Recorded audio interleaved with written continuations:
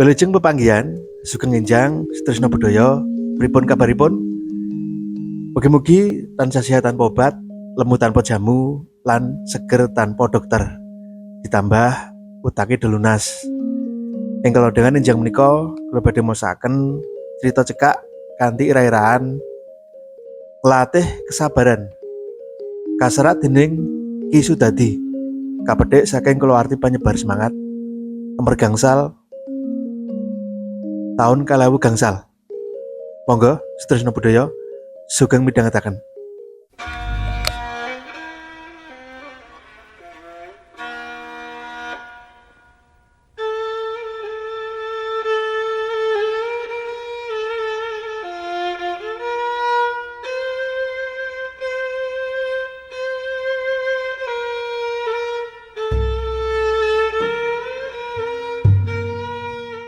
Kang Sayadi pancen wong sing seneng ngupadi bangsane wesi aji. Nadyan wis makaping-kaping manekung puja lan durung kasil.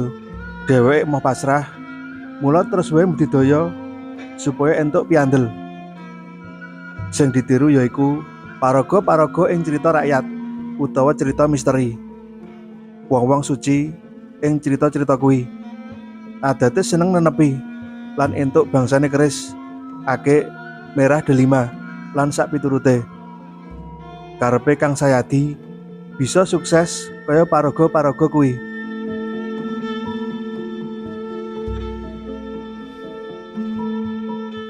Ngarep-arep bisa kasil anggone loro pusaka. Kang Sayadi mbutuhake tuntunane wong tuwa. Yen mung sembarang wong tuwa, sak janjane kiwa tengene Kang Sayadi kono akeh banget. Mbah Drono, Mbah Kromo, Mbah Mujikun, kabeh ya wis tuwa. Ning Kang Sayadi butuh wong tuwa sing ngerti tekliwere wesi aji lan jimat-jimat liyane. Manut kapercayan, yen papan kono ana pusakane, adate ana cahya mencorong kang saben-saben wektu gelem ngetoki. Ya wong sing diketoki kuwi sing bakal dipanggoni ponang pusaka. Ngono kuwi pangandikane Mbah Mangun Dwija, maha gurune Kang Sayadi, asal saka Gunung Petir.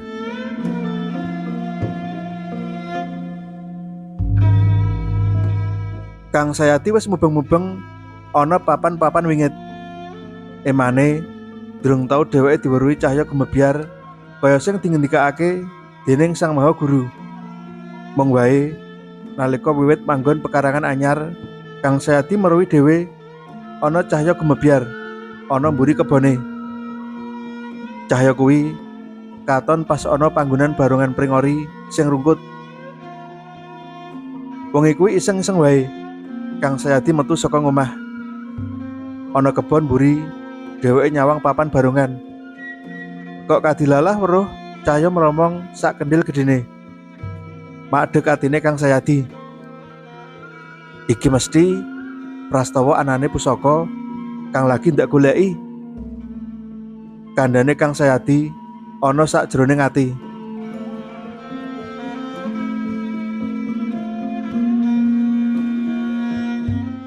Esuke Kang Sayadi enggal budal menyang Gunung Petir.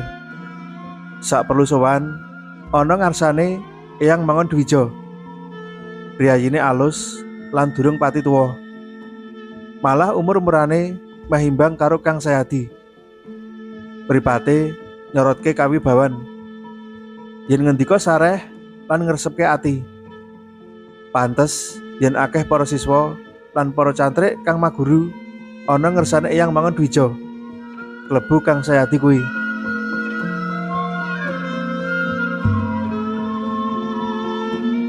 Salam waras. Kadiparan wartane Nak Sayadi. Pandangune Eyang Mangun Dwija marang Sayadi. Sakwise lungguh sak tata. Sae Eyang, malah sakmenika kula sampun manggihaken papan cumandhakipun cahya gumebyar kados ingkang panjenengan ngendikaaken. Wangsulane Kang Sayadi. Apa wis dimatke temenan? Sampun kula buktikaken tigang dalu lan mesti katingal. Ana ngendi papane? Gemletek jebul malah wonten wingking griya. Menika lho, wonten ngandhape barungan pringori. Iya, saiki ayo ditayuh. Mengko ndak rewangi nyuwun. Muga-muga pusaka kuwi dadi darbekmu. Wiwit benjang menapa saenipun Eyang? Sesuk bengi dina sing becik kanggo miwiti nayuh Wesi Aji. Kowe bisa sesuci luwih dhisik. Saorane aku dipapak lan bengine tak rewangi nayuh pusaka kuwi. Manut karo dawuhe Mbah Mangun Dwija, esuke Kang Sayadi adus kramas sak kusir badan diresiki. Sorene enggal metuk Mbah Mangun diboncengake sepeda montore. Tekan omahe Kang Sayadi, Mbah Mangun diaturi istirahat sawetara. Yo nalika istirahat kuwi, bojone Kang Sayadi sing jeneng Trinil melu nyugahake panganan. Nalika ngaturke suguhan kuwi, Mbah Mangun Sayadi meruhi sak cara pribadi bojone Kang Sayadi sing ayune kimplah-kimplah. Mripate Mbah Mangun lirak-lirik nyawang Trinil, meruhi awake Trinil sing wewek. Sakala munggah mudhun kala menjenge Mbah Mangun Dwija. Apa meneh nalika nyawang lambene Trinil sing tipis sajak lumar kuwi. Monggo Eyang, dipun rahapi. Kandhane Trinil karo ngaturne wedang anget. Iya, iki wedange kok manis temen, kaya sing nyuguhke. Kandhane Eyang Mangun karo nyeruput wedang suguhan kuwi. Ngendikane Eyang niku, "Ampun monggo dipun unjuk rumiyin." Kang Sayadi nambahi, "Iya, wis tak entekne dhisik."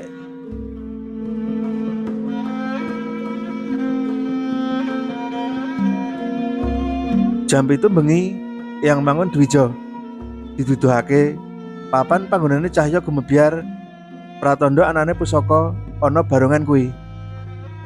Eyang Mangun mantuk-mantuk. Let sedhela dheweke terus miwiti semedi. Sirahe ndingkluk, terus megek napas, tangane sedakep sinambi komat kamit. Iki cara sing lumrah ditindakake dening Eyang Mangun Dwija kanggo nemtokake apa bener papan kono ana Wesi Aji apa ora. Bubar semedi, Eyang Mangun wis bisa paring sabda. Ya sabda pangandikane Eyang kuwi sing dienteni Kang Sayadi. "Kados pundi Eyang?" pitakone Kang Sayadi. "Sliramu bejo kemayangan. Ngisor barongan kene iki nyata ana pusakane. Pusaka sing wujud duwung iki katiyasane bisa nambah kawibawan lan gampangake nggayuh kamulyane uripmu. Luwih saka iku, sapa sing kepanggonan pusaka iki, keluargane bakal tambah ayem tentrem. Manani kabagyan urip bebrayan." Dawuhe Eyang banget ngayem-ayemi ati. Lajeng caranipun ayuh kados pundi Eyang?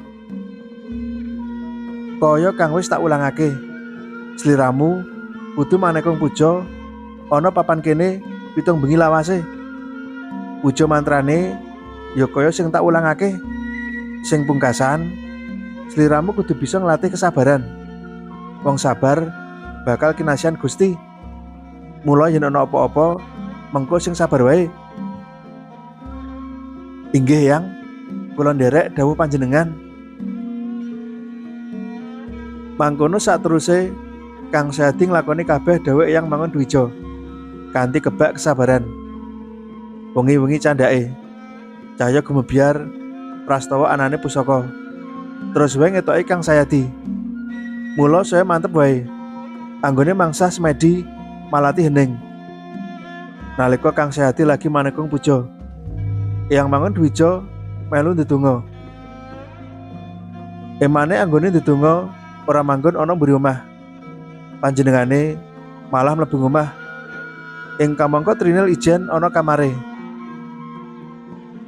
Wengi kuwi nalika Kang Sayadi madheg maca donga mantra ana sak cedhake barongan pring. Yang mangun isih ana kamar tamu. Trinil wis ngantuk, mula enggal mapan turu. Let sedelo, yang mangun wis menyat saka lungguhe. Mlaku jinjit-jinjit, yang mangun tumuju kamare Trinil ana mburi. Kamar kebeneran ora dikunci. Mula gampang wae yang mangun mlebu kamare Trinil. Setengah eleng, Trinil jenggirat dene wong sing diajeni kuwi. Wani mlebu ing kamare. Nanging yang mangun luwih trengginas. Trinil disikep ora bisa swala. Manut wae yo, Nduk. Kandhane yang mangun Dwija isih karo nyikep Trinil. Trinil arep bengok nanging ora bisa nyuwara. Cangkeme kaya dibungkem nganggo gombal sak tekem. Bubar kuwi pikirane mblayang, embuh tekan ngendi. Kesadarane ilang kaya wong kena gendam wae. Embuh setan endi sing bujuki? Setan gundul apa setan blontang? Sing cetha wengi kuwi dadi wengi keparat. Wengi kebak laknat. Trinil ora kuwawa lumawa marang kabeh kekarepane yang mangun Dwija. Wong setengah tua kuwi kelakon nyuntak nafsu setane kang tumanduk marang Trinil. Ya sisihane sang murid kinasih. Tandange yang Dwija kang wis setengah tua nyoto isih ngedap-edapi. Setengah kepeksa, Trinil nglagati kabeh kekarepane yang gurune. Bubar makarya. Yang mangun bali ana ruang ngarep. Trinil nangis sesenggukan, nanging arep kondo karo bojone ora wani. Aja-aja kuwi mengko njalari cabar anggone Kang Sayadi ngupati Wesi Aji ana kebon mburi. Wusana pasrah marang kahanan. Gusti sing maha priksa kabeh kang wis dumadi. Mangkono wengi-wengi klawu terus lumaku napaki dalan. Wis nemongi dilakoni. Yang mangun terus wae nggunakake kesempatan kaya wengi kapisan kuwi kanggo mangsa kurbane Yosi Trinil. Kang Sayadi babar blas ora ngraita. Yen wis dumadi lelakon kang ora ngenek ati ana jero omahe. Lengeng cipta muhung ngenteni jemedule ponang pusaka kang jarene bakal mahanani wargane bisa urip ayem, tentrem kaya pocape Ki Dalang. Wengi kang kaping 7 kudune dadi wengi pungkasan tumrape Kang Sayadi nglakoni kabeh dawuhe guru. Lagi wae miwiti maca donga mantra. Kok ana rasa sing ora kepenak ing pikire. Dheweke terus ninggalake papan kuwi bali mlebu omah. Karepe arep njaluk pituduh yang mangun kang setya nunggoni anggone nayuh pusaka. Gocap bareng mlebu omah. Atine Kang Sayadi dadi teratapan. Mripate mubeng goleki ana ngendik yang mangun anggone ndedonga. Wiwit ana rasa cubriya kang tukul ing atine Kang Sayadi. Mlaku menyang sentong mburi kok kamare Trinil kancingan. Didodok suwe ora dibuka. Suwe-suwe Kang Sayadi entek kesabarane. Lawang kamar kuwi sida didobrak nanging ora bisa mengo. Lah sedelo lawange lagi dibuka. Lan eyang mangun Dwija nyoto ana jero kamar karo Trinil. Kang Sayadi ora kuwawa ngampet nesune. Nanging eyang mangun wis siap jawaban. Ger, rucaten Bramantyamu. Sing sabar Sayadi yo, Ger. Elinga malang welingku sing kawuri. Pangandikane eyang Sayadi. Weling napa? Sadurunge arep nayuh, rak wis tak kandhani. Kowe kudu nglatih kesabaran. Ngertiyo Sayadi? Anggonku mlebu kamare bojomu kuwi muhung nglatih kesabaranmu. Yen kowe kuat godha, pusaka kuwi bakal cumandhok marang sliramu. Suwalike, yen sliramu ora sabar, mesti ora bakal kepanggonan kanugrahan. Gombalmu kiyo ora idep tumindak sampean jejemberi, minggat. Aja njaluk tak antemi. Ngerti ditundung kasar kaya kuwi. Yang mangun Dwija sigra oncat saka papan kono. Dheweke kudu mlaku adoh supaya entuk ojek kang gelem ngeterne mulih menyang Gunung Petir. Saklungane Eyang mangun dwija. Rumah tanggane Kang Sehadi tansah udrek-udrekan ora tentrem. Meh saben dina tansah tutu-tutuan. Kang Sehadi nyoto wis ora gelem nampa meneh Trinil dadi bojone. 3 sasi sakwise lelakon kuwi, Kang Sehadi kelakon pegatan karo Trinil. Dene Eyang mangun dwija isih nerusake praktek dadi wong tuwa. Gumune mundhak dina mundhak akeh pasien kang sowan ana ngersane Eyang mangun dwija. Cuthel